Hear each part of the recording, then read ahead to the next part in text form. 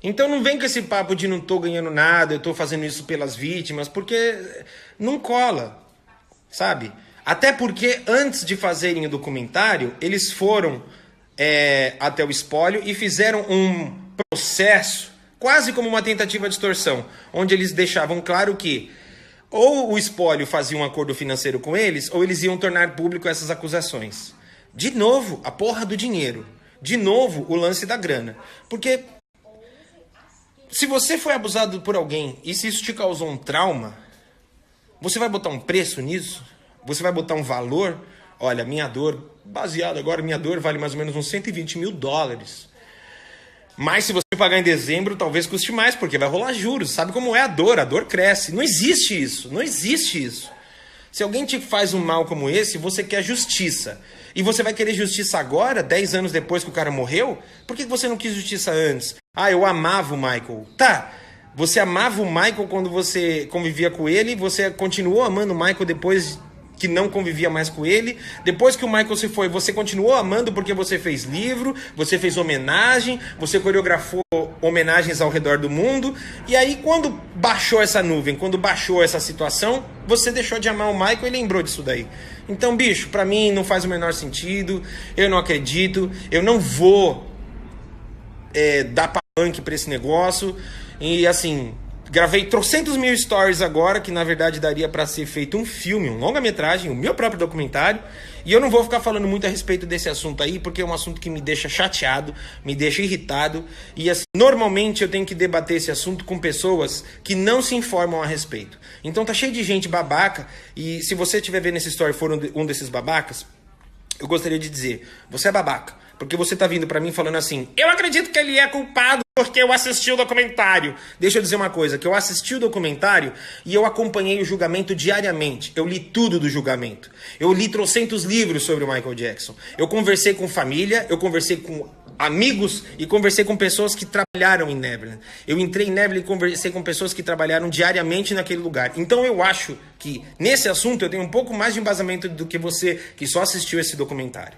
Mesmo assim eu respeito a sua opinião, ok? Respeite a minha. Não dou. Eu nunca baseei minha vida em opinião de crítico. Nunca.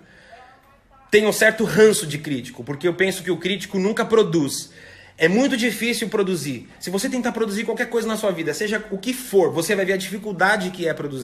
Fazer o que você produz chegar na mão de alguém é muito difícil. Então eu não gosto da postura do crítico que senta uma bunda em algum lugar e se vê no direito de julgar o que foi produzido. Não gosto.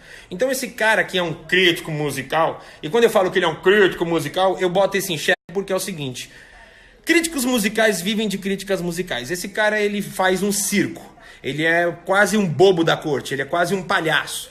Porque ele participa de programas de TV, de debate, sempre muito inflamado, programas de auditório, programas de calouro. E ele é um cara que sempre tem uma opinião inflamada, ele é um cara que sempre quer gritar.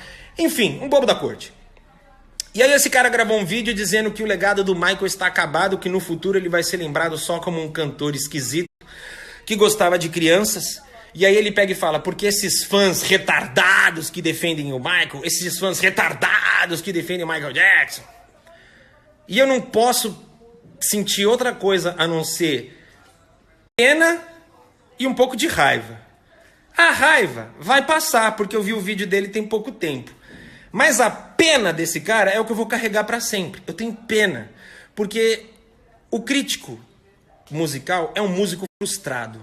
O crítico musical é um cara que ele não conseguiu produzir nada que tivesse relevância para um grupo pequeno que fosse de pessoa e resolveu criticar aqueles que são capazes de produzir. Então, eu já tenho pena dele por isso. Depois, eu preciso questionar, se você é um crítico musical, não te cabe julgar a vida pessoal de um artista. Seja ele quem for, tenha feito a bosta que foi, não interessa, você é um crítico musical. Mas vamos botar que esse cara resolveu criticar a vida pessoal do Michael de alguma maneira porque ele se sente nesse direito. ele se torna mais idiota ainda por criticar o fã desse cara. Ou seja, você é um crítico musical, mas você está criticando o fã do artista que produz a música que supostamente você deveria criticar. E como a gente sabe que a gente está falando de Michael Jackson, ele não vai ter argumento para falar, porque você vai falar o quê? Se você abrir a sua boca para falar musicalmente, você tá assumindo o seu atestado de merda. Você tá assumindo o seu atestado de ser um idiota. Porque você falar que qualquer produção musical do Michael não merece respeito, desculpa. É porque a sua questão pessoal com o Michael Jackson é maior do que o pouquinho de razão que você traz dentro dessa sua cabeça de bosta. Então, o que você faz? Você critica a vida pessoal. Não contente, você critica aqueles que amam o Michael. E quando você faz isso, na minha opinião, você comete 2 desrespeitos. Primeiro, com o artista e depois com a pessoa. Não, na verdade você comete 3, porque você está desrespeitando aqueles que gostam do cara, quando você fala fãs retardados. Eu sou um fã. E se você acha que o fato de ofender o Michael me torna um retardado, eu não me importo. Eu sou um fã retardado. Mas eu acho que a minha base, o meu argumento é muito mais forte do que a tua, que é um suposto crítico musical. Para mim, o retardado nesse debate é você, que é um cara que deveria criticar a música e sabe que não tem o que criticar, critica a vida pessoal ou critica os fãs. E só para te deixar bem claro, no futuro o Michael não vai ser reconhecido como um cara esquisito que gostava de criança. Ele vai ser reconhecido como um cara foda. Primeiro com o artista e depois com a pessoa. Não, na verdade você comete 3, porque você está desrespeitando aqueles que gostam do cara, quando você fala fãs retardados. Eu sou um fã. E se você acha que o fato de ofender o Michael me torna um retardado, eu não me importo. Eu sou um fã retardado. Mas eu acho que a minha base, o meu argumento é muito mais forte do que a tua, que é um suposto crítico musical. Para mim, o retardado nesse debate é você. E só para encerrar o assunto, porque esse assunto é chato, para nós fãs, para vocês haters e para todo mundo, Michael Jackson se foi. E ele se foi como um homem inocente. Ele foi julgado e morreu como um homem inocente. Quando a gente morre, acabou. Nada é acrescentado na nossa história. Então pode surgir o que for, falar o que for, nada muda o fato de que ele foi julgado e morreu como um homem inocente.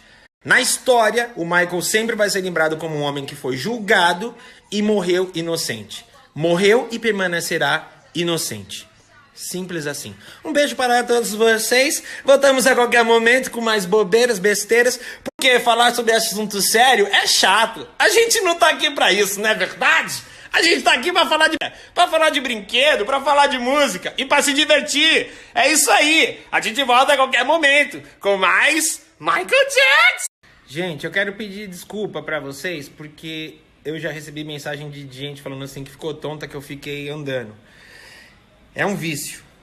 Cada vez que toco o telefone, se eu tiver deitado, se eu tiver amarrado, eu não consigo falar. Eu tenho que levantar e ficar andando enquanto eu falo no telefone. Quando eu faço story é a mesma coisa, então eu peço desculpas pra você. Então, agora que você acabou de ver esses stories, se você puder tomar um Dramin, talvez ajude.